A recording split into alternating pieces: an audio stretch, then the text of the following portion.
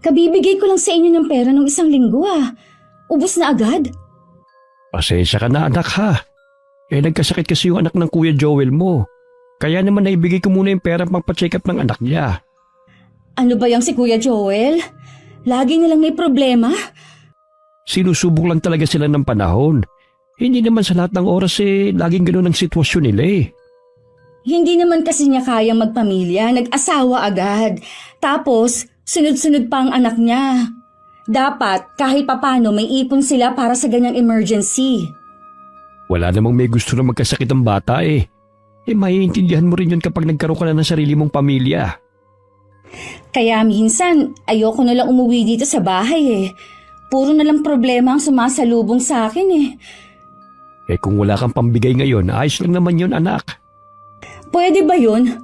Hindi ko naman kayo matitiis Pero sana naman, unahin niyo muna ang mga kailangan niyo.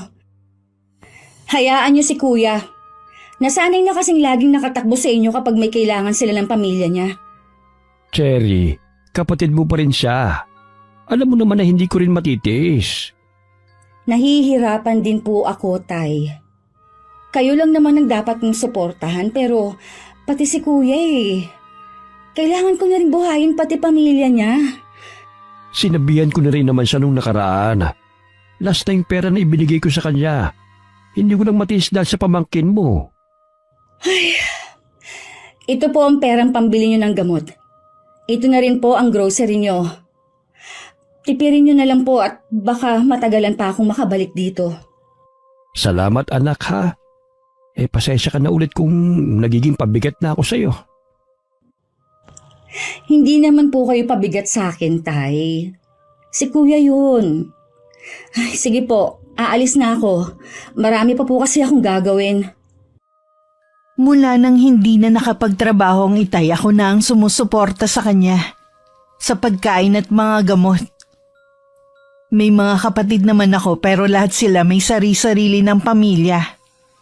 Dahil ako na lang ang wala pang pamilya, inako ko na lang ang responsibilidad kay tatay.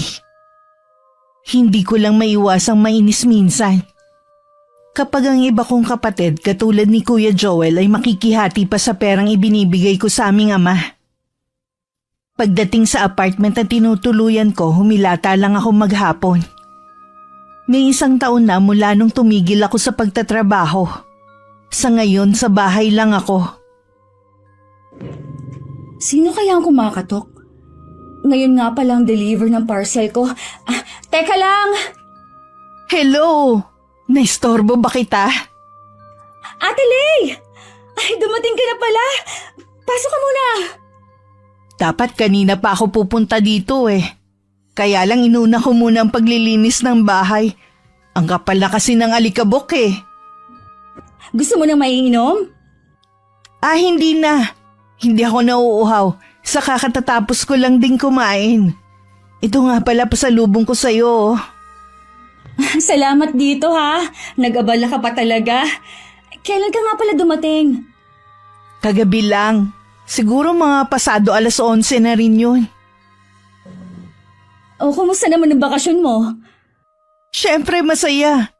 1 beses lang ba naman sa 1 taon ako makapagbakasyon sa amin Siguro tuwan-tuwa ang mga magulang mo. Ay oo.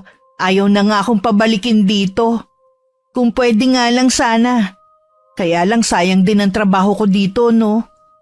Doon wala namang maayos na trabaho na pwedeng pasukan. Nung wala ka nga naku, inip na ako. Buti bumalik ka na. Hindi ka ba dumadalaw sa tatay mo?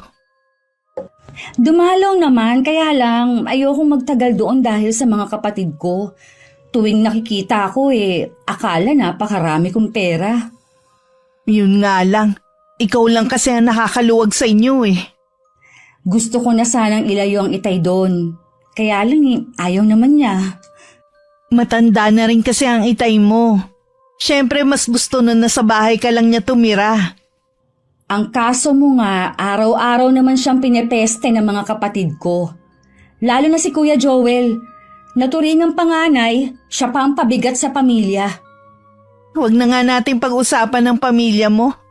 Nasisira na naman ang mood mo Magkwento ka na lang sa mga naging bakasyon mo. Ang saya. Ang daming ganap. Sayang ayaw mo kasing sumama sa akin eh. Alam mo naman ang dahilan ko eh. Nang lumipat ako sa apartment na tinitirhan ko ngayon, si Ate Leila ang una ko naging kaibigan. Mabait kasi siya at masayahin. Matanda siya sa akin ng 5 taon at dalaga pa rin.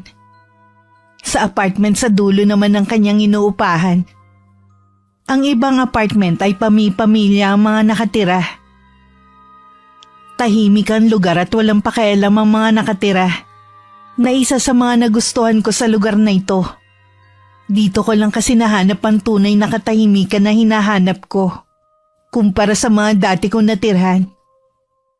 Nang bumalik na si Ate Leila sa apartment niya, tsaka ako naman inilabas ang mga lulutuin kong ulam. Darating kasi mamayang gabi si Philip. Maaga kaya ata ngayon. Hindi pa luto ang ulam eh. Ayos lang. Hindi pa naman ako nagugutom eh. Ito nga pala pasalubong ko. Wow! Favorite ko! Kaya nga binili ko yan eh. Alam ko matutuwa ka. Salamat ha. Kaya lang, baka naman tumaba na ako nito. Ngayon ka lang naman ulit kakain ng cake eh. Sa bagay nga, tsaka kapag wala ka dito, hindi naman ako masyadong nagkakakain. Baka naman pinababayaan mo ng sarili mo niyan ha. Hindi naman. Ayoko lang kasi na tumaba ako. Lalo't nandito lang ako sa bahay. Mamaya nga pala, magpapamasaya ako sa'yo. Ang sakit kasi ng likod ko eh. Oo ba? Ay, oo nga pala. Hindi ka na ba inaaway ng misis mo? Wala nang binantaan ko siyang iiwan. Tumigil na siya. Ang lakas din naman ng radar ng asawa mo, ano? Kahit wala siyang ebidensya na may babae ka, nararamdaman pa rin niya. Pero naman yata kayong mga babae. Malakas ang pakiramdam kapag may ginagawang kalokohan ng mga mister. Siguro nga. Dito ka muna ha. Titingnan ko lang yung niluluto kong ulam. Isang beses sa isang linggo ko umuwi si Philip sa apartment ko. Ang alam ni Ate Leila at ng iba pa, mag-asawa talaga kami. Sinabi ko rin sa malayo nakadestino si Philip at lingguhan lang ang uwi. Dati akong waitress sa isang Korean restaurant sa Angeles nung magkakilala kami ni Philip. Umpisa pa lang sinabi na niya agad ang intensyon niya at hindi naman niya itinago na pamilyado na siya. Sa loob ng ilang buwan na panunuyo, pumayag na rin ako sa gusto niya. Basta ang kapalit, susuportahan niya ang lahat ng mga pangangailangan ko. Kinabukasan naman umalis na rin si Philip. Isang araw lang kasi ang paalam niya sa asawa. Busy ka ba? Hindi naman. Pasok ka. Dinalan kita ng cake. Alam ko paborito mo rin ito eh. Nakita ko nung dumating ang asawa mo. Galing kasi ko sa labas eh. Siya ang may dala nito. Oo. Hindi ko naman mauubos yun kaya dinalahan kita. Nandyan pa ba ang asawa mo? Kaalis lang niya. Maaga pa kasi ang pasok niya bukas eh. Buti okay lang sa'yo na minsan lang siya umuwi. Oo naman. Pinag-usapan naman namin eh. Sa totoo lang ang swerte mo dyan sa asawa mo. Biruin mo, suportado ka niya. Ayaw ka rin niya magtrabaho. Tingin ko malaki ang sahod niya. Aba, hindi biro ang halaga ng sasakyan niya ha. Tsaka palagi mo ako napapautang kapag nagigipit ako. Siya naman kasi ang may gusto na hindi na ako magtrabaho. Susuportahan na lang daw niya lahat ng kailangan ko. Kaya nga ang swerte mo, sana lahat ng lalaki katulad ni Philip. Makakatagpo ka rin ng katulad niya balang araw. Ayoko umasa, bihira na lang kasi ang ganyan lalaki. Pero matanong ko nga pala, bakit hindi pa kayo magpagawa ng bahay? Kaysa naman nangungupahan kayo. Kahit kasi malaki ang sahod ni Philip, hindi pa kami handang gumastos para sa pagpapagawa ng bahay. Darating din kami dyan. Sa bagay nga, sa mahal ng mga materyales ngayon, kailangan talagang pag-isipang mabuti. Kapag nga pala wala kang pasok, samahan mo ko ha. Meron lang kasi akong gustong bilhin sa mall. Oo ba? Noon pa man may kasunduan na kami ni Philip. Nahintayin ko lang kung kailan siya tatawag at magchat-chat sa akin. Wag na wag ko raw gagawin na una ko siyang kontakin. Kahit gaano pa kahalaga ang sasabihin ko. Mabuti na rin daw na mag-iingat kami para hindi kami mabuko ng asawa niya. Sa loob ng 1 taon namin magkarelasyon, marami na rin siya naikwento tungkol sa kanyang asawa. Katulad na lang na mas matanda sa kanya ang babae ng 10 taon. Noon pa man may kaya na ang kanyang napangasawa. Samantalang si Philip ay galing naman sa mahirap na pamilya. Habang nakahiga at nanonood ng TV, biglang tumunog ang cellphone ko. Nagtaka pa ako na mag-chat si Philip. Nakakatawa din ang mensahe niya. Yun kasi ang unang pagkakataon na tinanong ako kung kumain na ba ako. Tinawag pa akong honey. Bigla tuloy akong kinutuban ng hindi maganda. Hindi ito si Philip. Hindi kaya asawa nito. Kalma, self. Huwag kang mag-isip ng kung ano-ano. Hindi ko nalang pinansin ang chat ni Philip. Pwede ko naman kasi siyang tanungin kapag dumating siya. Pero 10 araw na ang nakakalipas, hindi pa rin siya dumadalaw sa akin. Hindi ko tuloy maiwasang mag-isip. Kahit naman matagal bago dumating si Philip, ayos lang naman sa akin. Ang mahalaga lang naman, hindi siya nagkukulang ng suporta sa akin. Matagal na yatang hindi umuwi ang asawa mo dito ah. Ha? Ano kasi, nasa abroad siya ngayon. Pinadala siya ng kumpanya nila. Ang swerte naman ng asawa mo kung saan siya nakakarating. Oo nga eh. Siya nga pala, wag mong mamasamain ng pagtatanong ko ha. Wala ba kayong balak mag-anak? Ang totoo niyan kasi, wala kaming plano. Bakit naman? Sayang naman ang lahi ninyo ni Philip. Siguradong magaganda at gwapo ang magiging anak ninyo. Hindi kasi ako mahilig sa bata eh. Mga pamangkin ko nga, hindi ako malapit sa kanila eh. Ayoko kasi kapag umiiyak at yung amoy ng bata. Katulad ng suka, ihe at saka yung poops. Ew! Grabe ka naman. Ikaw lang ang kilala kong ganyan ng katwiran. Bakit? Ikaw ba gusto mo magbuntis? Oo naman. Sabi nga ng mga magulang ko ayos lang ko apo na lang ang iuwi ko sa amin. Kahit hindi na asawa. Basta ako, okay na kami ng ganito ni Philip. Masaya naman kami eh. Kung dyan naman kayo nagkakasundo, nasa inyo naman yun. Naitanong ko lang naman kasi. Bukas nga pala dadalaw ako sa tatay ko. Magdadala na rin ako ng mga ayuda. Baka ilang araw ako doon. Sige, ako na lang ang bahala sa mga parcel mong parating. Alam ko naman yun ang ipagbibilin mo eh. Alam mo na talaga ha. Kinabukasan kumain lang ako ng agahan bago gumayak. Bumili lang ako ng mga gamot ng itay at pasalubong. Tuwing dadaan ako sa maliit na iskinita papasok sa bahay ng itay, may mga ilan doon ang bumabati sa akin. Pero hindi ko sila pinapansin. Taas noon na diretso lang ako naglakad. Marami akong naririnig na sinasabi nila tungkol sa akin. Nasuplada ako, hindi na namamansin at akala mo kung sino.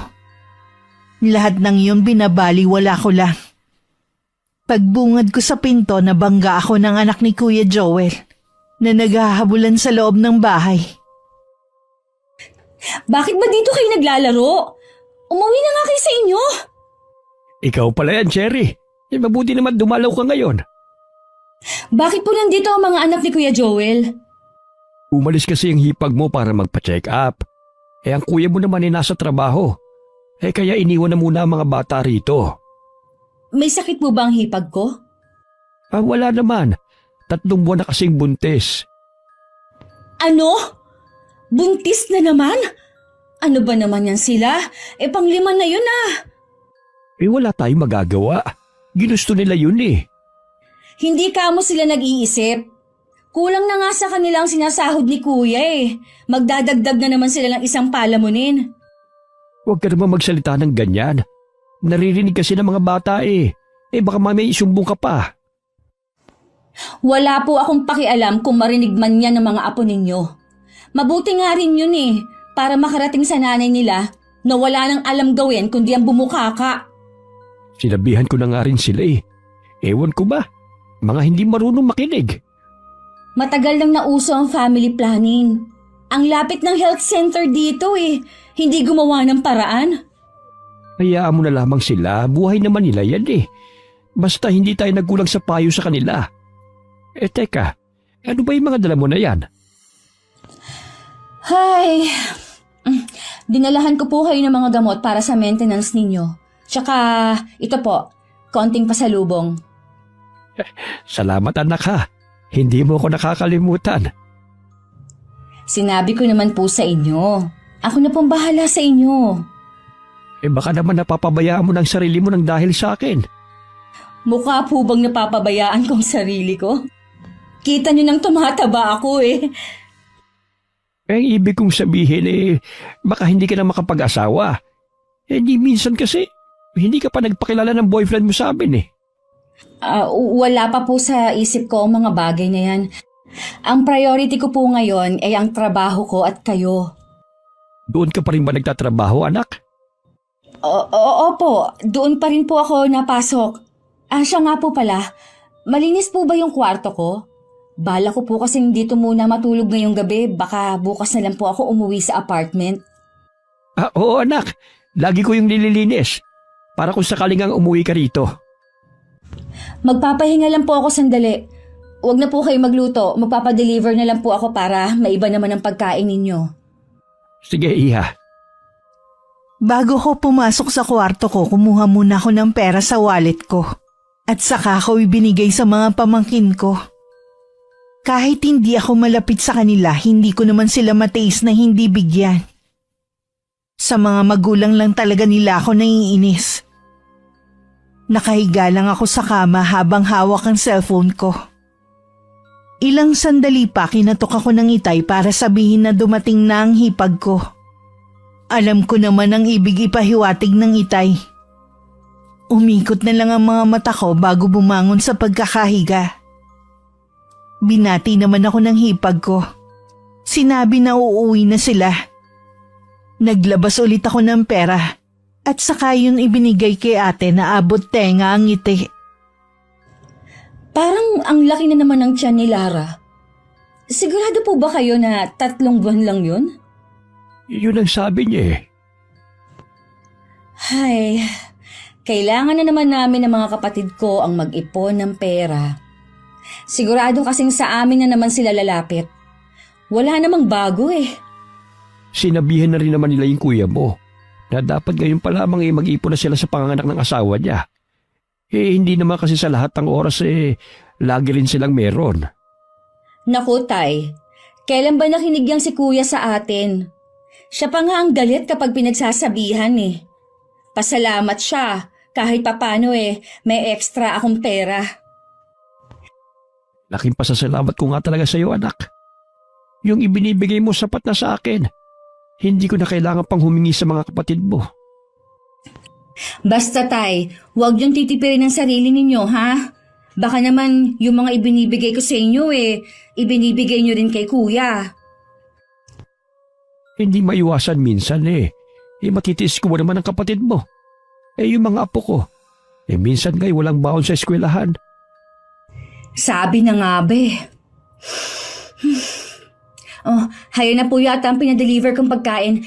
Teka lang po, Tay. Napakarami naman yata niyan, anak. Pwede naman po ninyong itabi sa ref ang iba. Tsaka, minsan na naman po ako umuwi dito Gusto ko makakain kayo na masarap. Salamat, anak ha. Para ka talagang nanay mo. Sayang nga lang maaga siyang kinuha sa atin. Wala na po talaga tayo magagawa pa. Hanggang doon na lang po talaga siya Halika na po, Tay. Kumain na po muna tayo. Marami naman ito. Bibigyan ko rin ng mga apo ko para makatikim din sila. Sige po, kayo ang bahala. Huling taon ko nun sa high school nung bawian ng buhay ang aking ina sa sakit na cancer. Mula nga no naging malulungkutin ng itay. Masakit din sa akin ang pagkawala ng inay. Pero pinatapang rin ako ng bigla niyang pagkawala. Natuto kasi kung tumayo sa sarili kong paa. Marami rin kami na pag-usapan ng itay habang nandun ako sa bahay namin. Nagbiling pa nga ang itay na dalasan ko raw ang pagdalaw sa kanya. Kinabukasan dama ko ang lungkot ng itay na magpaalam na akong aalis. Pag-uwi ko sa apartment, agad akong pinuntahan ni Ate Leila. O ano, kumusta ang pag-uwi mo sa inyo? Ha? Di ba 1 taon pa lang yung bunso niya? Kaya nga naiinis ako eh. Hindi ko rin naman matitiis kapag humingi na naman sila ng tulong kapag manganganak. Kailangan mo palang paghandaan na. Hindi nga ako nag-aanak. Mga pamangkin ko naman ang kailangan ng suporta ko.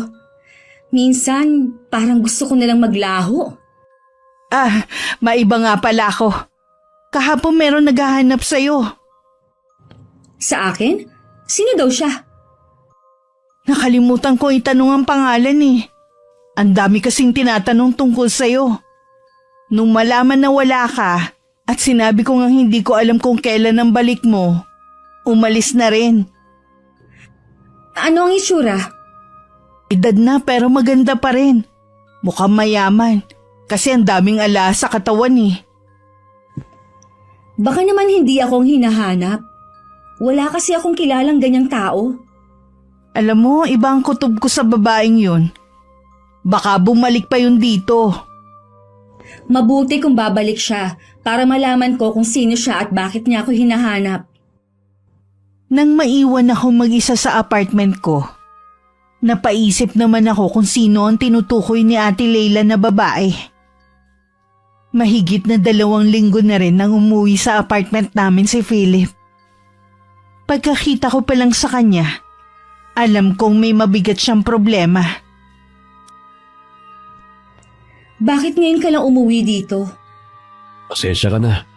Nagka-problema kasi sa bahay eh. Naayos na ba ang problema? Cherry, alam na ng asawa kong tungkol sa atin. Ha? Mabuti nakapunta ka dito ngayon. Nagkaroon nga kami ng matinding pagtatalo. Yung anak kasi namin ang nakakita sa atin nang minsan magkasama tayo.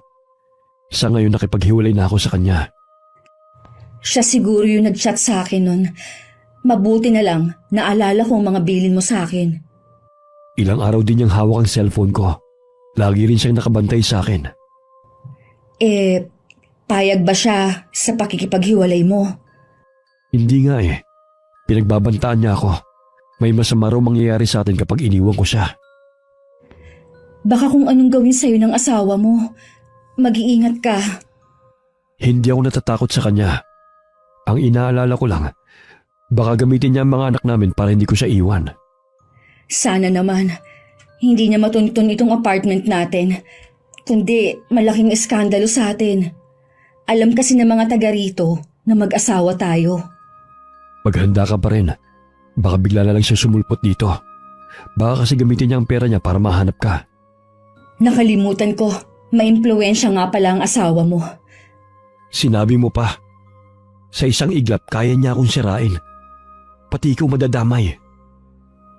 Hindi ko maiwasang kabahan sa sinabing yun ni Philip. Bigla ko tuloy naalala ang binanggit sa akin ni Ate Leila na babaeng galing dito sa apartment. Dahil hindi naman ako sigurado kung sino ba talaga yun, inilihim ko muna kay Philip. Dahil hiwalay na si Philip sa asawa niya, araw-araw na siyang umuwi sa akin. Kumusta ng trabaho mo? Nakakapagod ang buong maghapon. Gusto mo bang ikuha kita ng maiinom? Isang bote ng beer. Gusto ko munang uminom bago tayo maghapunan. Teka lang, ikukuha kita ng malamig na beer sa ref. Ano nga palang ulam natin sa hapunan? Nagluto ako ng kare-kare. Ito na ang beer mo. Kinuha na rin kita ng baso na may yelo. Siguradong mapaparami na naman ang kain ko nito. Paborito ko palang ulam ang niluto mo eh. Baka naman manaba ako. Mas gusto ko nga yun para magkaroon ka naman ng laman kahit konti. Hindi yung buto na lang lagi kong nakakapa sa'yo tuwing alam mo na. Sige, habang nandito ako kakain ako ng marami. Basta ba laging masarap ang iluluto mong ulam eh. Siyempre naman, araw-araw kitang ipagluluto ng masarap. Yan ang gusto ko sa'yo eh. Masikaso na, masarap pang magluto. Ang layo mo talaga kay Andrea, na kahit pagprito ng itlog hindi alam. Sabi mo nga, galing siya sa mayamang pamilya. Baka hindi lang siya sanay. Baka mula pagkabata laging nakaasa. Hindi katwiran yun para hindi siya matuto magluto. Aba, tumanda na lang siya ng gano'n na wala pa ring alam. Kung meron naman kayong kasambahay sa bahay, natural, mag-uutos na lang siya. Hindi nga talaga yun matututo. Iba pa rin kasi kapag inaasikaso ka, katulad mo. Ay, wag na nga natin pag-usapan ng tungkol sa asawa mo. Baka mawalan ka pa ng gana sa hapunan. Mabuti pa nga. Tatapusin ko lang itong iniinom ko. Tapos pwede na tayo maghapunan. May mga pagkakataon din na kumakain kami ni Philip sa labas. Maayos naman ang pagsasama namin sa apartment hanggang isang araw. Pag-uwi ko galing palengke, may isang babaeng naghihintay sa akin. Kakaiba ang kaba ko ng mga sandaling yun. Nagpalinga-linga muna ako sa paligid bago ko nilapitan ng babae. Mabuti na lang walang mga tao sa paligid. Kung sakali mang tama ang aking hinala, walang makakarinig sa pag-uusapan namin. Sino ka? Anong kailangan mo? Pwede bang sa loob tayo mag-usap? Huwag kang mag-alala. Hindi ako masamang tao. Ako si Andrea, ang asawa ni Philip. Asawa ka ni Philip? Sige, pumasok ka. Salamat. Galing din ako dito nung isang araw. Wala ka. Sabi nga ng kapitbahay nyo, hindi niya alam kung kailan ang balik mo. Huwag ka nang magpaligoy-ligoy pa. Sabihin mo na ang sadya mo. Layuan mo ang asawa ko. Huwag mong sirain ang pamilyang binuo namin. Maawa ka sa anak namin. Huwag ako ang kausapin mo, kundi si Philip. Ilang beses na kami nag-usap pero hindi siya nakikinig. Kaya nga lumalapit ako sa'yo para pakiusapan ka. Bakit kasi hindi mo na lang tanggapin na ayaw na sa'yo ng asawa mo? Kailanman hindi ko yun tatanggapin. Kaya ikaw dapat ang bumitiw para hindi ka makasira ng pamilya. Huwag ka sanang mag-ieskandalo dito. Umalis ka na at si Philip na lang ang kausapin mo. Ha! Ibang klase ka rin, no? O sadyan talagang ganyan kayong mga kabit? Lahat na ng kakapalan ng mukha nasa inyo na. Huwag mo kong insultuhin sa sarili kong bahay, ha? Hindi ko nakasalanan kung ipinagpalit ka ni Philip. Kahit sino siguro maging asawa mo, iiwan ka dahil sa ugaling meron ka. Marami sigurong paninira sa akin si Philip para makuha lang ang loob mo. Hindi mo ko lubusang kilala para paniwalaan na lang basta ang sinasabi ng asawa ko. Pinagbigyan na kita na makipag-usap, kaya umalis ka na. Aalis ako pero babalikan kita. Hindi ako papayag na tuluyan mong sirain ang pamilya namin. Hindi mo ko kilala, babae. Hindi mo rin ako kilala, kaya wag mo kong pagbabantaan. Oo naman, kilala ko ang mga katulad mo. Kaya ka nga pumayag maging kabit lang. Ang kabit na ito ang higit na nakakalamang sa'yo. Maaaring mayaman ka, pero mas bata, maganda, at sariwa ako kesa sa'yo. Kahit gaano ka pa kayaman, hindi ka magmumukhang bata na katulad ko. Tingnan natin kung hanggang saan niyang pinagmamalaki mong ganda at kabataan. Laging legal na asawa pa rin ang nagwawagi sa bandang huli. Nagpupuyos ang kalooban ko sa galit nang makalis ang asawa ni Philip. Nakikita ko sa mga mata niya ang matinding galit. Pero hindi man lang siya nagwala o sumigaw. Agad ko ring tinawagan si Philip para ipaalam ang pagpunta ng asawa niya sa apartment. Binilinan niya ako na wag nang lumabas, baka bumalik pa raw si Andrea. Naging kainip-inip sa akin na maghapon ng paghihintay.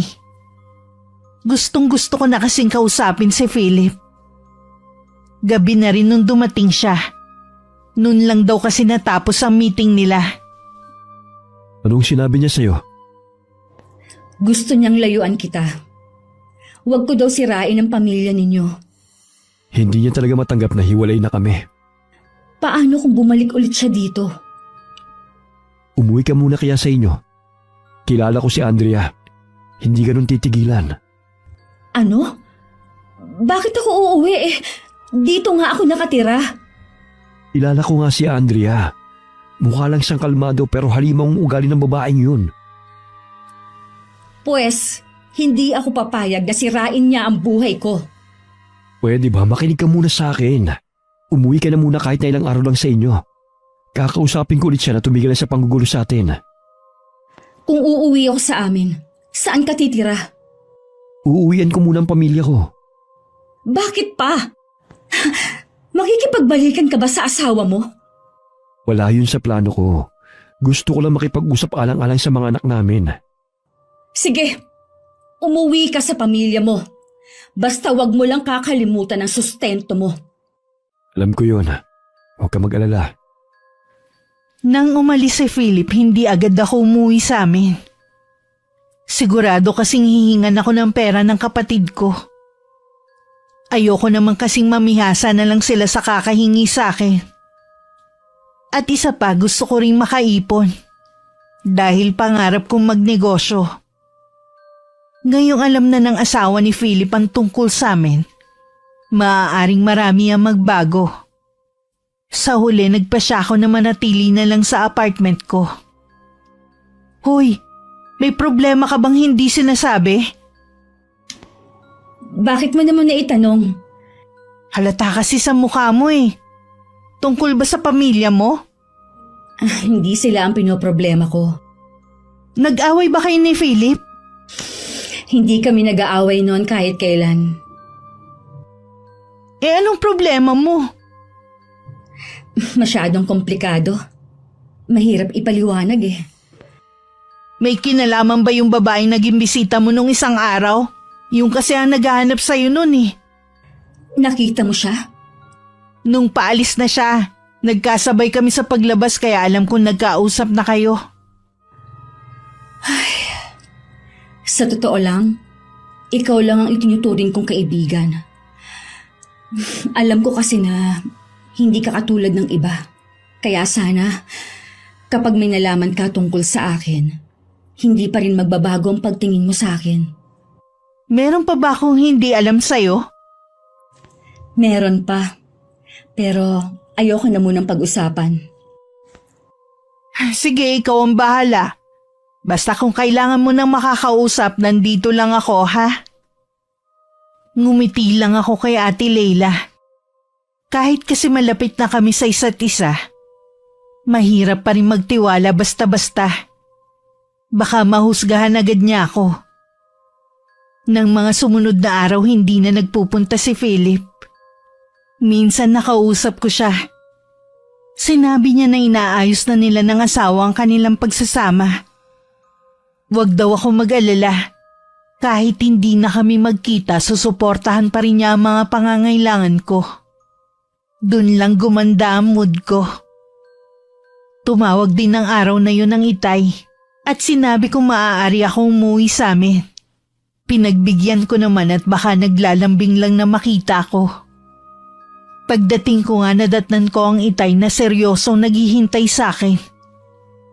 Nagmano ko at saka humalik sa kanyang pisngi. Dinalhan ko po kayo ng pasalubong. Sana hindi ka na lang nag-abala pa. Alam niyo naman po na hindi pwedeng wala akong pasalubong sa inyo eh. Sabihin mo nga sa akin, Cherry. Saan ka ngayon nagtatrabaho? Doon pa rin po sa dati. Matagal ka nang wala roon. Galing ang kuya mo doon nung isang araw. Sinabi ng mga dati mong kasamahan na may 1 taon ka nang umalis. Pasensya na po, Tay, kung hindi ko nabanggit sa inyo. Saan ka ngayon nagtatrabaho? Sagutin mong tinatanong ko. Sa isang Korean restaurant pa rin po.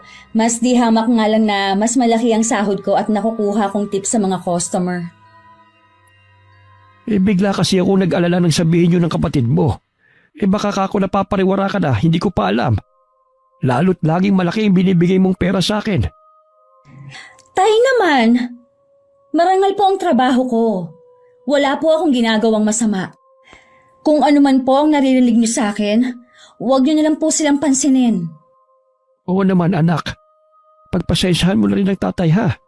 Sobrang nag-aalala kasi ako sa'yo eh. Ikaw pa naman ang bunso ng pamilya. Huwag po kayo masyadong mag-alala sa akin. Baka mamaya makasama pa yan sa kalusugan niyo. Hindi na anak. Basta dalasan mo lang pag-uwi dito sa atin. Para kahit papano nasusubaybayan pa rin kita. Opo, Tay. Tsaka, binilihan ko po pala kayo ng bagong cellphone. Napansin ko po kasi na basag na yung luma ninyong ginagamit. Please lang, Tay, ha? Huwag niyo yan ibibigay kay Kuya Joel. Hayaan niyo siya magpundar ng sarili niyang gamit. Ang ganda anak. Madali lang ba itong gamitin?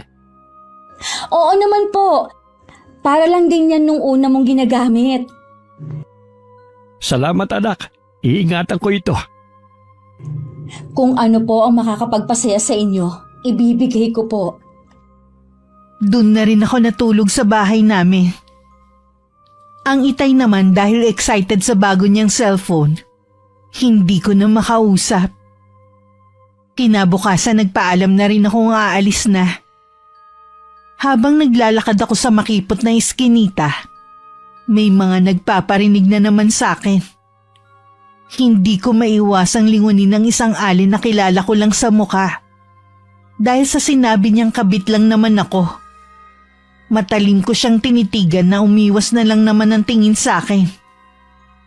Nang makauwi ako sa apartment, hindi pa man ako nakakapagbihis. May kumakatok na agad sa may pinto. Sa pag-aakalang si Ate Leila yon, binuksan ko agad yon. Ikaw? Ano na naman ang ginagawa mo dito? Hindi mo ba talaga titigilan ng asawa ko, ha? Di ba umuwi na siya sa inyo? Ano pa bang ikinagagalit mo, ha? Akala mo yata hindi ko alam na tuloy pa rin ang pagsustento sa'yo ng asawa ko. Ang kapal ng mukha mo. Kung tuloy pa rin naman ang pagbibigay ni Philip, wala ka na doon. Di ba? Si Philip lang naman ang gusto mo, ha? Oh, umuwi na siya sa bahay ninyo. Kaya kung ako sa'yo, patahimikin mo na ako. Ibang klase ka rin talaga, no? Sa kakapalan ng mukha, sa kakatihan, at sa pagiging mukha mong pera. Wala talagang tatalo sa'yo. Nasabi mo na lahat. Pwede bang umalis ka na? Baka kung ano pa ang magawa ko sa'yo. Ha? Bakit? Nahihiya ka na marinig ng mga kapitbahay mo dito na isa kang kabet? Sinabi ng tumigil ka na. Hindi kita titigilan hanggat hindi ka tuluyang nawawala sa buhay namin. Sisihin mo yung sarili mo kung bakit nagloko ang asawa mo. Kung sa tingin mo, tuluyan na akong makakalimutan ng asawa mo, nagkakamali ka. Kahit magkasama pa kayo sa iisang bubong at kama, ako pa rin ang laman ng puso't isipan niya. Wala ka nang magagawa doon. Tanggapin mo na lang. Alam ko halos narinig ng mga kapitbahay ko ang mga pinag-uusapan namin ni Andrea. Nasa labas lang kasi kami ng apartment. Naging iba na tuloy ang tingin sa akin ng mga kapitbahay ko. Nang makaalis ang babae, parang gusto kong magwala sa galit. Hindi na tuloy ako lumalabas ng apartment ko. Mas gusto ko na lang magkulong. Nung gabi naging bisita ko si Ate Leila. Blanko ang ekspresyon ng mukha niya. Walang imik na pumasok siya. Batid ko na alam rin niya ang tungkol sa pag-ieskandalo ng asawa ni Philip. Cherry, Gusto ko lang sanang kumpirmahin yung kumakalat na usapan dito sa compound natin. Gusto ko kasi sa'yo manggaling. Na ano? Na isa akong kabit? Totoo. Yung babaeng nagpupunta dito, siya ang totoong asawa ni Philip. Noon pa man, may pagdududa na ako sa inyo. Gusto ko kasi na ikaw mismo ang magsabi sa akin noon. May duda ka? Oo no, maliban kasi sa agwat ng edad ninyo, nagtataka rin ako kung bakit bihira lang siya umuwi dito. Bakit wala man lang kayong nakadisplay na litrato nung kasal nyo? At saka wala ka rin sing-sing. Akala ko pa naman na isahan na kita. Nag-aalala pa naman ako na baka kapag nalaman mo, magbago ang pakikitungo mo sa akin. Hindi yun mangyayari no. Isa sa mga dahilan ko, malaki ang utang na loob ko sa'yo. Ikaw lang ang nagpautang sa akin ng malaking halaga nun para maoperahan ng inay. At saka alam ko mabuti kang tao sa kabila ng pagiging kabit mo.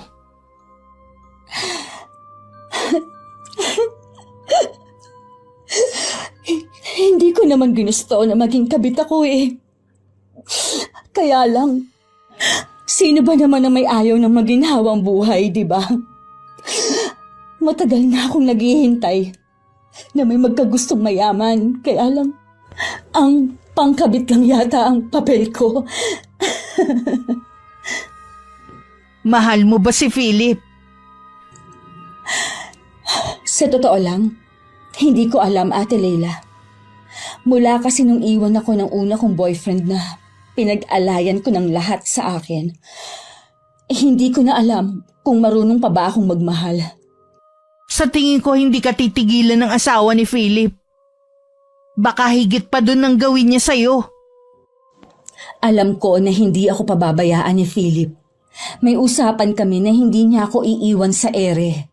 Kaya kung sakali man, napiliin niya ang pamilya niya sa huli, tuloy pa rin ang pagsuporta niya sa akin. Alam mo, isa sa mga nagustuhan kong ugali mo yung pagiging prangka mo. Hindi ka nagkukunwari. Wala naman kasi ako mapapala kung magkukunwari ako.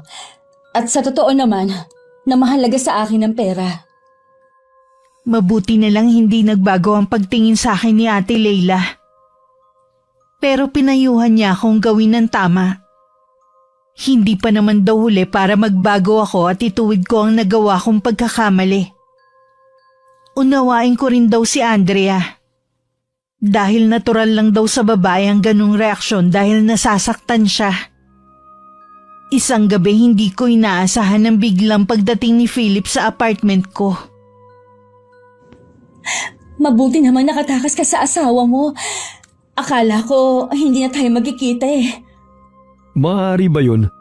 Sabi ko nga sa iyo palalamigin muna natin ang sitwasyon. Sa tingin ko, hindi nalalamig ang sitwasyon. Laging nanggugulo ang asawa mo dito eh. Alam na ng mga taga rito na hindi tayo totoong mag-asawa. Ano ka mo? Nag-usap na kami na hindi ka na niya guguluhin pa. Basta umuwi lang ako sa bahay. Pues, nagsinungaling ang asawa mo sa'yo. Gusto niya, pati ang pagsuporta mo sa akin ay itigil mo na. Kaya pala ibang tingin sa akin ng mga kapitbahay natin habang papasok ko rito. Yung pala alam na nila. Kahit yung may-ari nitong apartment, iba na ang pakikitungo sa akin. Mabuti na lang, hindi nagbago si Ate Leila. Ang mabuti pa siguro, humanap ka lang ng ibang matitirhan. Oo, mabuti pa nga siguro. Pakiramdam ko kasi tuwing lalabas ako, lahat ng mga mata nakatutok sa akin. Maliban pa sa lagi akong kabado dahil baka biglang sumulpot na naman ang asawa mo. Matatagalan pa bago yung makapanggulo sa'yo. Nasa probinsya siya ngayon, kasama ng mga bata. Kaya pala nakapunta ka dito. Samantalahin natin ang pagkakataon habang wala siya. Sinabi ko kay Ate Leila ang plano kong paglipat ng apartment. Sumang-ayon naman siya at nagpresentang tutulong sa akin.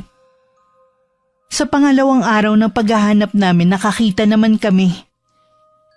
Agad na rin ako nagbayad at lumipat na kinabukasan din ng umaga.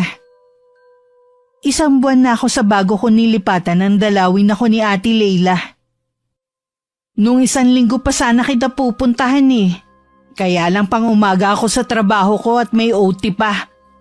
Hindi ko naman kasi pwedeng sabihin sa chat. Tungkol ba sa babaeng yon ang sasabihin mo? Oo, tungkol sa kanya. Ilang beses siyang bumalik at nagwala sa harapan ng apartment mo. Handa daw siya magbayad kahit magkano kung sino ang makakapagturo sa'yo. Tingin ko sa babaeng yun nababaliw na. Nabanggit nga ni Philip na medyo may pagka-agresibo ang asawa niya. Minsan nga daw, kapag nag-aaway sila, sinasaktan siya. Noong una, hindi ako naniniwala. Kasi alam ko, lalaki lang ang nananakit eh. Pero nakita ko mga kalmot niya at pasa dati dahil sa paghampas sa kanya ng matitigas na bagay. Bakit hindi na lang siya iwan ni Philip kung nananakit naman ang asawa niya? Mahal ni Philip ang mga anak nila. Lagi naman kasing ginagamit ng asawa niya laban sa kanya. Matanda na nga siyang sama pa ng ugali niya. Talagang maghahanap ng iba si Philip. Wala namang problema sa akin kung bumalik siya sa pamilya niya. Basta habang buhay niya akong susuportahan. Kung masasaktan man ako sa paghihiwalay namin, matatakpan naman yun ng pera. Nanggaling na ba dito si Philip? Hindi pa. Lagi kasing nakabantay ang asawa niya eh. Mabuti nga, natatawagan niya ako kapag nasa trabaho siya. Ito ha, payong kapatid lang naman. Tutal naging praktikal ka na rin lang. Mas makakabuti kung may sarili ka ng ipon o pera. Kung wala pa, umpisahan mo na. Para kung sakaling iwan ka man niya, at least may pera ka ng ipon, no? Huwag mong panghawakan yung sinasabi niya sa'yo na habang buhay kanyang susuportahan. Marami ang pwede mangyari, no? Yan nga ang plano ko dahil balak kong magnegosyo. Maganda yung plano mo na magnegosyo kaysa magtrabaho ka. Salamat sa'yo, Ate Leila ha. Lagi ka nandyan para sa akin. Hindi lang naman kaibigan ang turing ko sa'yo, no? Para na rin kitang nakababatang kapatid. Isang gabi bigla na lang sumulpot si Philip na walang pasabi. Baka sa kanya matinding pagod. Binigyan ko muna siya ng maiinom bago ako naghanda ng hapunan namin. Napansin kong hindi siya masyadong makakain. Tila malalim din ang iniisip niya. Mukhang pagod na pagod ka. Tsaka, bakit ang payat mo yata? Hindi ka ba kumakain sa inyo? Araw-araw kasi kaming nag-aaway ni Andrea. Pinipilit niya akong paaminin kung saan ka nakatira. Ano bang problema niya? Lumayo na nga ako eh. Gusto kanyang gantihan. Pahirapan sa mga ginawa mo. Sabi ko nga, ako na lang ang saktan niya at parusahan. Tutal naman ako nagtaksil sa kanya. Sabi niya, pareho niya tayong parurusahan. Gusto ko na talaga makipaghiwalay sa kanya. Para kasi siyang nawawala na sa sariling katinuan. Mabuti pang ang hiwalayan mo na lang siya. Dito ka na lang umuwi. Sana nga ganun kadali eh. Tuwing pinaplano ko kasi na umalis at iwan siya, umiiyak ang mga anak namin. Nakikiusap na wag ko silang iwanan. Ginagamit pa niya talaga ang mga anak niyo ha? Kukuha lang ako ng tiyempo para makumbinsi yung mga anak namin na hindi na talaga kami pwede magsama ng mama nila. Sabihan mo lang ako. Lagi naman ako naghihintay sa'yo. Halika na. Mamasahihin kita para ma-relax ka naman. Nang nasa loob na kami ng kwarto, nagubad na siya ng pangitaas niya. Kinuha ko naman ng langis na ginagamit ko tuwing minamasahe ko siya. Pagharap ko sa kanya, nakadapa na siya sa higaan. Nagulat ako sa mga marka ng latigo sa kanyang likod. Ano yung mga marka sa likod mo? Ang asawa mo ba ang may gawa niyan? Anong marka? Parang latay ng latigo ang itsura. Hindi ko alam. Kaya siguro ilang araw nang masakit ang buong katawan ko. Hindi mo ba alam ang nangyayari sa katawan mo? Hindi eh. Ang mabuti pa, patingnan mo sa doktor yan. Bukas na lang siguro. Sige na. Masahihin mo na lang ako para masarap ang tulog ko mamaya. Yun na ang huling araw na nakapunta si Philip sa bahay. Tumatawag naman siya para kumustahin ako lagi. Minsan tumawag siya sa akin, masaya siya habang sinasabi na pumayag na ang kanyang mga anak na maghiwalay na sila ng kanyang asawa. Basta lang daw lagi siyang naroon sa mga mahalagang okasyon sa magkapatid. Inaasahan ko na isa sa mga araw na darating lilipat na si Philip at magkakasama na kami. Noon ko lang napagtanto na mahal ko na rin pala siya. Nagising ako ng hating gabi sa tawag ni Philip. Pupungas-pungas pa ako na sinagot ko yun. Napansin kong tila may kakaiba sa boses niya. May problema? Bakit ganyan ang boses mo? Makinig ka sa akin, Cherry. Naglagay ako ng malaking halaga sa bank account mo. Gamitin mo sa magandang bagay. Patawarin mo ako. Hindi ko na matutupad ang pangako ko. Teka lang. Ano bang sinasabi mo? Hindi kita maintindihan. Wala na akong oras para magpaliwanag. Baka hindi na tayo magkita pa. Magkaganon man. Kahit mawala man ako sa buhay mo, susuportahan pa rin kita. Pwede bang pumunta ka dito? Hindi tayo magkakaintindihan eh. Mag-usap tayo ng personal. Hindi ko na yun magagawa pa. Mag-iingat ka, Cherry. Salamat at naging bahagi ka ng buhay ko. Teka lang! Philip? Hello? Hello? Tuluyan na nawala ang antok ko pagkatapos na naging pag-uusap namin ni Philip. Hinintay ko na lang mag-umaga. Nagpunta na lang ako sa may kusina at nagtimpla ng kape. Habang humihigop ng kape, binalikan ko sa isip ang pag-uusap naming dalawa. Bakit pakiramdam ko na parang nagpapaalam na si Philip? Imposible naman na nakipagbalikan siya sa asawa niya. Ay, bahala na. Tatawagan ko na lang siya. Makailang ulit ko nga tinawagan ng cellphone ni Philip. Pero puro ring lang ang naririnig ko. Hindi ko tuloy maiwasan na kabahan. Naalala ko rin ang sinabi niya na naglagay siya ng malaking halaga sa bank account ko. Nagpunta ako ng araw na yun sa bangko at nakumpirma ko nga na totoo ang sinasabi niya. 2 linggo na ang nakakalipas nang i-deposit yun ni Philip. Pagdating sa bahay, muli kong tinawagan ng cellphone niya. Pero hindi pa rin niya sinasagot. Kinabukasan muli kong inulit ang pagtawag ko. Muntik na akong mapasigaw nang marinig ang isang boses ng isang babae. Tinanong ng nasa kabilang linya kung kaibigan ako ng kanyang ama. Ang sumunod na sinabi ng nasa kabilang linya ay parang bomba sa pandinig ko. Inatake raw sa puso si Philip at patay na raw ito. Hindi ko na naalala kung paano ako nakapagpaalam sa kausap ko.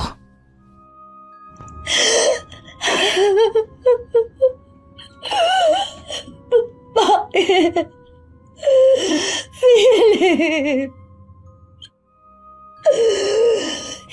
Hindi totoo yun. Nangako ka sa akin na magsasama na tayo.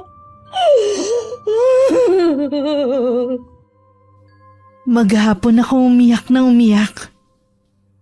Hindi pa rin ako makapaniwala sa sinabi ng kausap ko na siguradong anak ni Philip.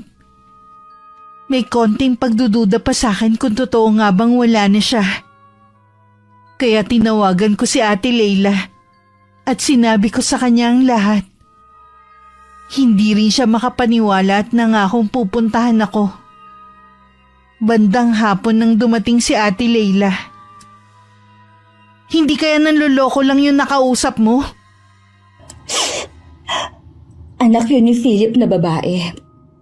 Kaya pala nung tumawag siya sa akin nung hating gabi. Para siyang nagpapaalam na.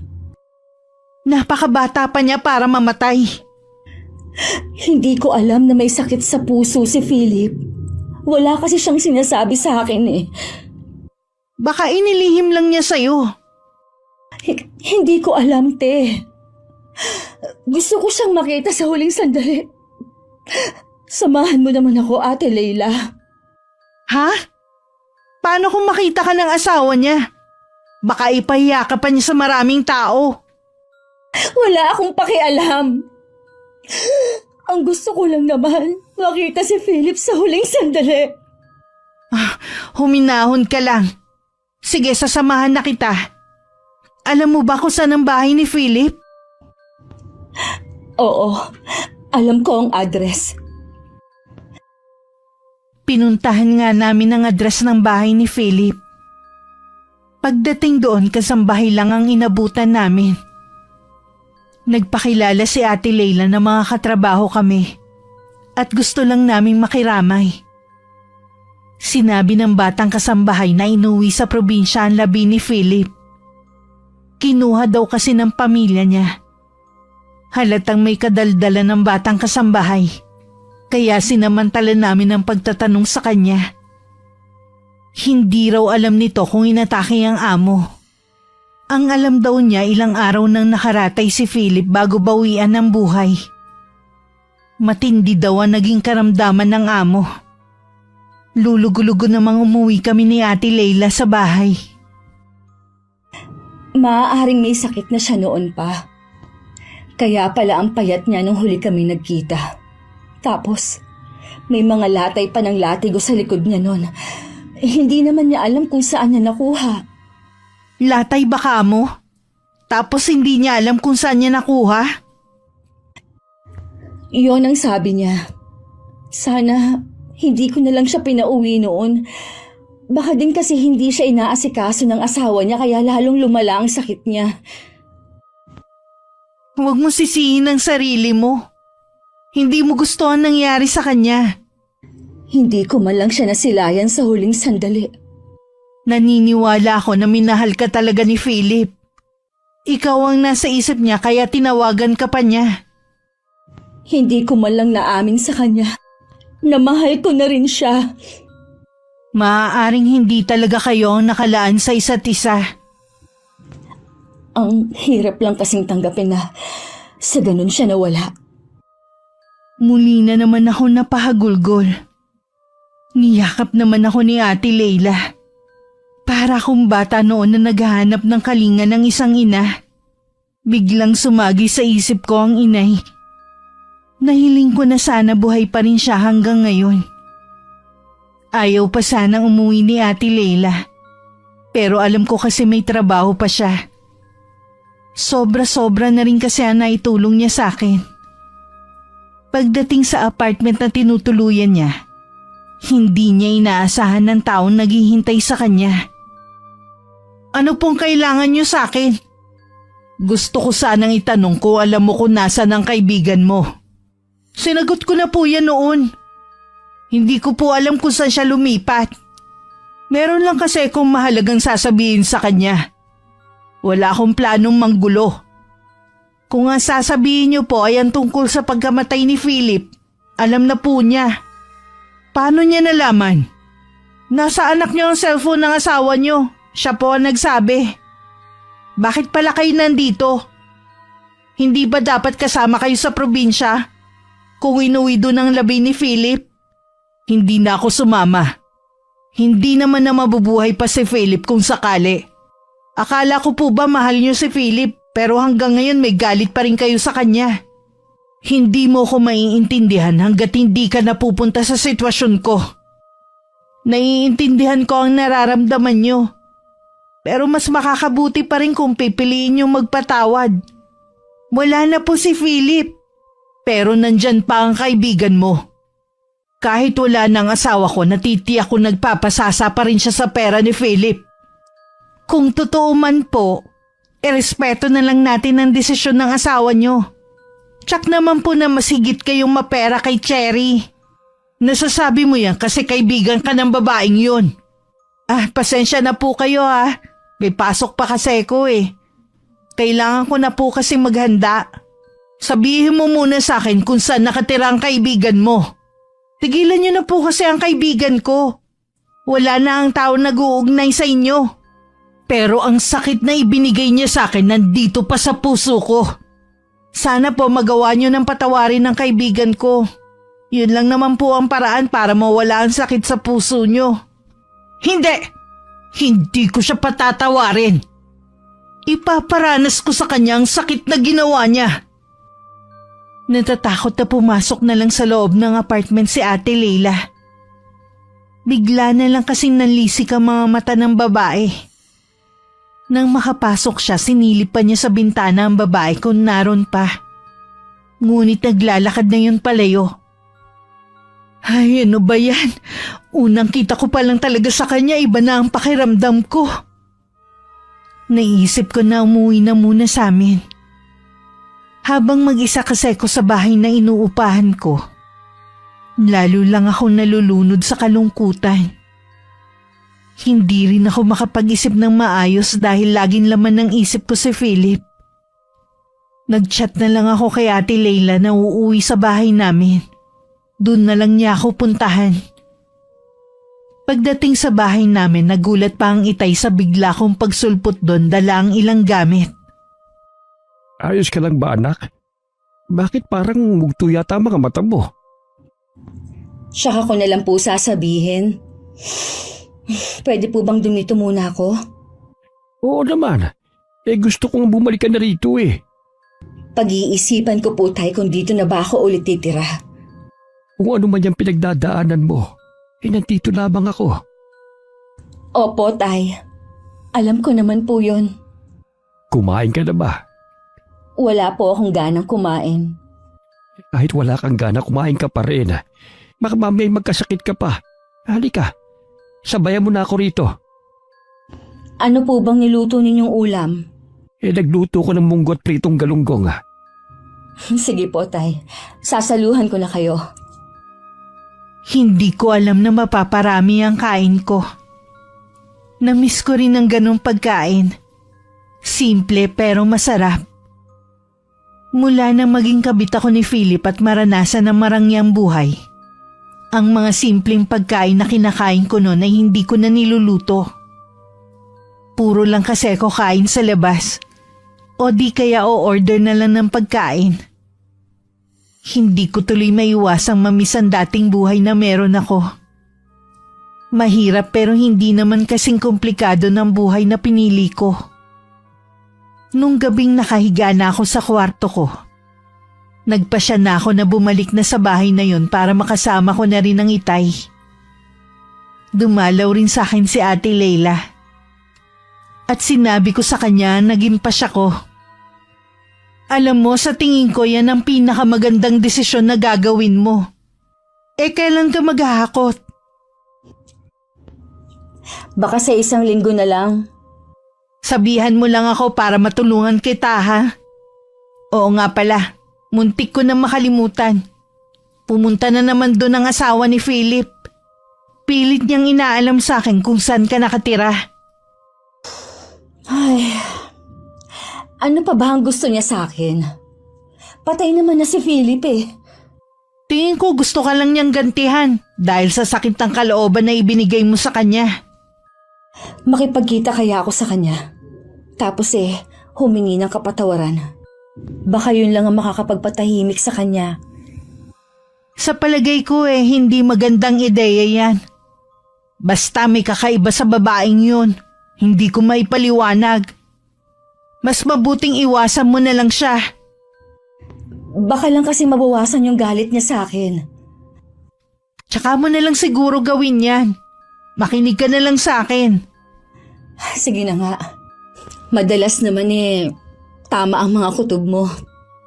Bakit ba kanina mo pa kinakamot yung pisngi mo? May kumagat kasing lamok eh.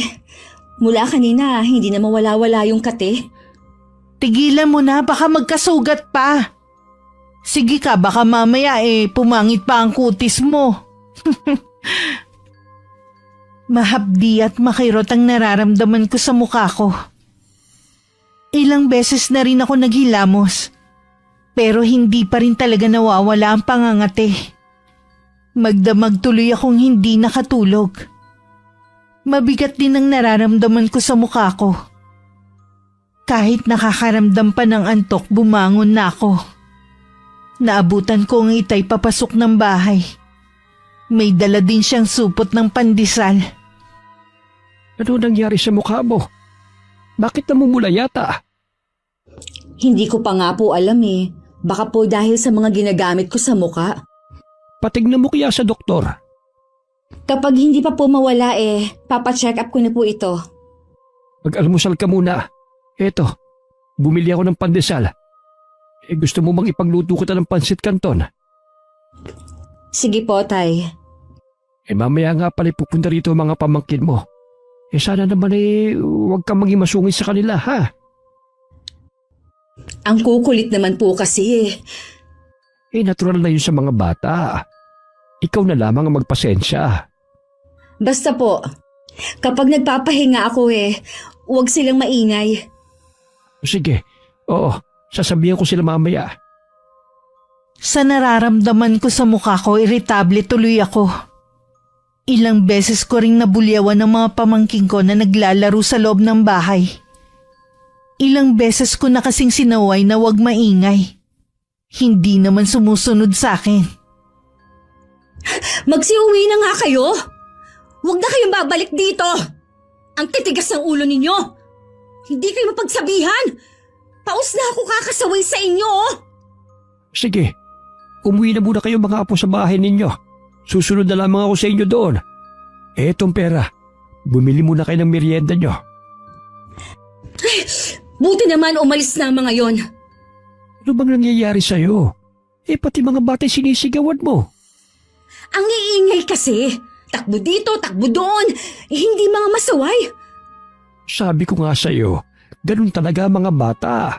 Pagpasensyahan mo na lamang. Tay, Anong nangyayari sa'yo? Namumutla ka. Maupo ka muna rito. bigla kasi akong nahilo. Hindi kaya high blood ka? Ikaw mo naman kasi lagi ang galit sa mga pamangkin mo Kung wala namang katahimikan sa bahay na ito, mabuti pang bumalik na lang ako sa inuupahan ko. Paano kang babalik doon? Sabi mo nga wala ka ng trabaho. May ipon pa naman po ako. Yun na muna ang gagamitin ko. Mula nang matuto kang tumayo sa sarili mong mga paa, ngayon lamang ako mangingialam sa buhay mo. Dito ko na lang muna tumira. Yung perang sinasabi mo, itabi mo na lang. Sige po, Tay. Sa kwarto lang po muna ako. Ang sama po talaga ng pakiramdam ko Nasundan na lang ako ng Itay na nag-aalalang tingin. Pagkapasok ko, agad ako na maluktot ng higa sa kama. Naninigas din kasi ang tiyan ko. Kinakapos din ako ng paghinga. Ipinikit ko na lang ang mga mata ko at itinulog ko ang sama ng pakiramdam ko. Nagising ako na may nakatapal na sa noo ko. May palagay ako na si tatay ang naglagay nun sa akin. Marunong din kasi manggamot ang Itay, pero matagal na siyang tumigil. Napasulyap ako sa bumukas na pinto. Pumasok ang Itay at may dalang mangkok. Buti namat gising ka na. Ipinagluto kita ng sopas. Kayo po bang nagtapal ng dahon sa noo ko? Oo. Narinig ko kasi kanina na umuungol ka sa sakit. Nakabaluktot ka pa nga. Ayos naman ang pakiramdam mo. Opo, Tay. Magaan na po ang pakiramdam ko, hindi na katulad kanina. Kainin mo muna tong sopas habang mainit pa. Hahanapin ko lamang muna sa bodega yung kahon na pinaglalagyan ko ng mga gamit ko nun sa panggagamot. Bakit po? Babalik na kayo sa panggagamot? Ikaw ang gagamutin ko. Okay na naman po ako Paano kung sumpungin ka na naman? Bala ko naman po magpatingin sa doktor kung sakaling sumama ulit ang pakiramdam ko. Hahanapin ko pa rin yun. Maiwan na muna kita rito ha. Ubusin mo yan. Hanggang kinabukasan magaan na ang pakiramdam ko. Naiwan naman ako sa bahay mag-isa ng mga oras na yun. Umalis kasi ang Itay at may pupuntahan lang sandali. Habang nasa sala ko, nagchat naman si Ate Leila na papunta na siya. Makalipas nga ang ilang minuto, dumating na rin siya. Kumusta? Pasensya ka na ako, nagchat ako malapit na ako. Naabala yata kita. Hindi naman.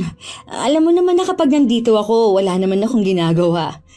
Gusto ko na nga sanang bumalik sa inuupahan kong bahay eh. Naku, huwag ka na munang uuwi doon. Kaya nga ako napasugod dito para sabihin na nakita ko ang asawa ni Philip sa harapan ng bahay mo. May pinuntahan kasi ako na malapit doon na katrabaho ko. Sakto namang napadaan ako sa inuupahan mo. Ayaw pa niya talaga akong tigilan. Patay na nga si Philip Ano pa bang gusto niya? Hindi pa rin siguro niya matanggap na ikaw ang naging kabit ng asawa niya. Ano? Naging kabit ka, Cherry? Tay, kanina pa po ba kayo dyan? Sakto lang ang pagdating ko para marinig ang pinag-uusapan nyo. Totoo bang naging kabit ka, ha? Tay, tapos na po ang naging relasyon namin ni Philip. Naging kabit ka nga. Kahit natapos na ang relasyon nyo. Paano mo nagawang manira ng isang pamilya, Cherry? Para kang mauubusan ng lalaki. Tay, Hindi ka namin pinalaki ng inay mo para maging kabit lamang ng kung sino. Ganun ba kababa ang tingin mo sa sarili mo? Para pumayag lang sa gusto ng lalaking yon? inaamin ko po, nagkamali ako. Pinagsisisihan ko na po yun, Tay. Nagsisisi ka na dahil may nasira ka ng pamilya, ganun ba? Sa tingin mo kayo natutuwa ang nanay mo sa ginawa mo? Patawarin niyo po ako, Tay. Kaya pala mas gusto mong tumira malayo sa amin dahil may ginagawa ka ng milagro. Tao lang naman po ako, nagkakamali. Huwag mong idahilan na tao ka lamang kaya ka nagkakamali. Pwede mo namang piliin ang tama. Pero ginusto mo ring makasira ng relasyon. Gusto ko na pong ituwid ang mga mali kong ginawa. Hindi ko alam kung saan kami nagkamali ng iyong ina sa pagpapalaki sa'yo. O baka masyado lang kami o ako naging maluwag sa'yo. Wala po kayong kasalanan, Tay. Ako lang po ang may kasalanan. Tay! Tay! Hayaan na lang muna natin ang itay mo. Magpapalipas lang yun ng sama ng loob. Ano ba itong nagawa ko? Bakit ang daming nasaktan ng dahil sa akin? Tumahan ka na. Wala na tayong magagawa pa. Sabi mo nga gusto mo nang ituwid ang mga mali mo na gawa. May pagkakataon ka pa hindi tulad ni Philip. Ilang araw na rin akong hindi kinikibo ng itay. Tuwing tatangkain ko siyang kausapin, lagi siyang umiiwas sa akin. Kaya kahit masama na ang pakiramdam ko, hindi ko pa masabi. Nagkulong na lang ako sa kwarto dahil hindi ko na matiis ang masamang nararamdaman ko. Kahit nakahiga na ako, nakakaramdam pa rin ako ng hilo. Hanggang sa masuka na ako. Hindi ko alam kung guni-guni ko lang. Pero may nakikita akong mga uod na gumagalaw sa suka ko. Ipinikit ko na lang ang mga mata ko dahil parang antok na antok talaga ako. Nagising akong parang may nakadagan na mabigat na bagay sa mukha ko. Hirap din ako sa paghinga. May naririnig din ako nagsasalita, kaya pilit kong iminulat ang mga mata ko. Salamat naman at nagising ka na. Ilang araw ka nang walang malay. Ano nangyari sa akin? May bumabarang sa'yo. Puno ng iba't ibang insekto ang loob ng katawan mo.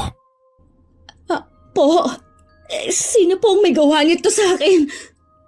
May palagay akong si Andrea ang may kagagawa nito sa'yo. Kinuwento ko din sa tatay mo yung nakita mong latay kay Philip noon. Tingin niya nauna nang barangin si Philip bago ikaw. Wala namang pwedeng gumawa nito sa inyo kundi ang babaeng yun eh. Kaya pala kakaiba ang nararamdaman ko sa kanya. Ayoko pong mamatay. Hindi ka mamamatay, anak. Ibabalik ko sa kanya ang ginawa niya sa'yo. Oras na hindi siya makipagkasundo. Kahit na matanda na ako, hindi pa rin nabawasan ang kapangyarihang taglay ko sa panggagamot. Pakibantayan muna ang anak ko, Leila. May gagawin lamang ako sa labas. Sige po, Mang Pancho. Leila, parang may gumagalaw sa mukha ko. Pwede mo bang iabot sa akin ang salamin? Sa tingin ko makakabuti kung hindi mo nalang titingnan. Bakit hindi? Ano bang meron sa mukha ko? Cherry. Nakikiusap ako, te. Sige, kukunin ko na. Hindi ko napigilan na mapatili na makita ko ang mukha ko sa salamin. Kahit ako nandiri sa itsura ko. Kasing laki na halos ng mata ko ang mga uod na gumagalaw sa mukha ko. Nanginginig ang kamay ko na nabitiwan ko ang bilog na salamin. Ano nangyari sa mukha ko? Tanggalin mo ang mga uod sa mukha ko! Para mo nang awa! Huminahon ka, Cherry! Paano akong hihinahon kung may mga uod sa mukha ko? Hindi kasi yan matatanggal basta-basta. Ginagamot ka naman ng tatay mo. Bakit nangyayari sa akin ito? Hindi naman ako ganun kasamang tao. Alam ko naman yun. Alam ko mahirap pero wag mo nalang pansinin ng gumagalaw sa mukha mo. Ginagawa naman lahat ng tatay mo para gumaling ka. Nakatulugan ko ang walang tigil na pag-iyak. Awang-awa naman sa akin si Ate Leila. Nilapitan naman ako ng Itay para bigyan ng panlunas para kahit papano maibsan ang nararamdaman kong sakit. Sinubukan ko makipag-ugnayan sa taong gumagawa nito sa anak ko. Pero masyado siyang matigas. Ano pong gagawin natin, Mang Pancho? Hirap na po si Cherry. Alam po natin na nagkamali siya. Pero hindi naman yata tamang danasin niya ang ganitong pagdurusa. Gusto ko ring sisihin ang sarili ko. Hindi ko nagabayan ng tama ang anak ko. Alam ko po na naging mabuti kayong ama kay Cherry. Binigyan ko na ng palugit ang taong bumabarang sa anak ko. Pero nagmamatigas siya. Tingin ko po hindi niya kayang magpatawad. Nagawa nga niyang barangin ng asawa niya si Cherry pa kaya. Kung gayon, uumpisahan ko na ang pagbabalik sa kanya ng sarili niyang sumpa. Sa harapan ng mga nakasinding kandila umusal ng mga salita ang Itay. Natanging siya lamang ang nakakabatid ng tunay na kahulugan. Walang kapaguran at marubdob din ng bawat salita na kanyang binibigkas. Nang mga oras na yun may malay na ako. Nasa tabi ko rin si Ate Leila na hawak pa ang aking kamay. Patindi rin ng patindi ang nararamdamang sakit ng katawan ko. Parang may gustong lumabas sa katawan ko. Pinilit ko na labanan at magdasal sa isip. Nagising ako na maliwanag na sa labas ng bintana. Nakangiti pang pumasok si Ate Leila. Leila, pwede mo bang iabot sa akin ang salamin? Ito. Wala na ang sugat ko sa mukha at yung mga naglalakihang mga uod. Magaling ka na. Natalo ni Mang Pancho ang barang ni Andrea. Akala ko talaga hindi ko malalampasan na nangyari sa akin eh. Bilib nga ako sa tapang mo eh. Kayo nang Itay ang dahilan kung bakit nalampasan ko ang pangyayaring ito sa buhay ko. Nang araw ding yun nagpasama ko kay Ate Leila sa bahay ni Andrea. Gusto ko kasing makausap ang babae. Pagdating sa gate nakita namin na palabas siya. Nagulat pa siya na makita kami. Bigla rin siya nagtakip ng mukha na tila merong itinatago. Anong ginagawa niyo rito? Hindi ako pumunta dito para makipag-away. Hindi rin ako galit sa ginawa mo. Kung gano'n anong kailangan niyo?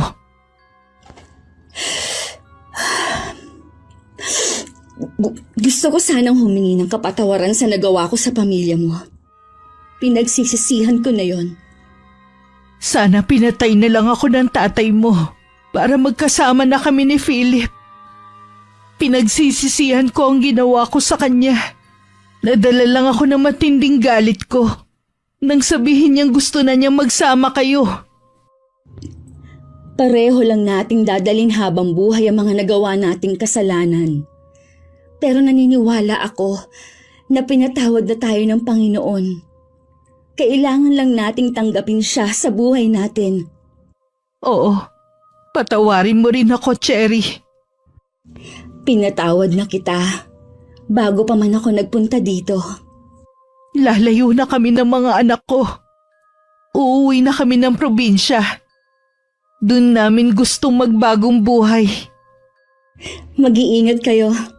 Sana mahanap ninyo doon ang kapayapaan sa puso't isipan ninyo. Magaan ang pakiramdam kong umuwi ng bahay. Nagpapasalamat ako dahil sa wakas nagkaayos na kami ni Andrea. Ang Itay na lang ang kailangan kong kausapin ng masinsinan. Alam kong may tampo pa rin siya sa akin.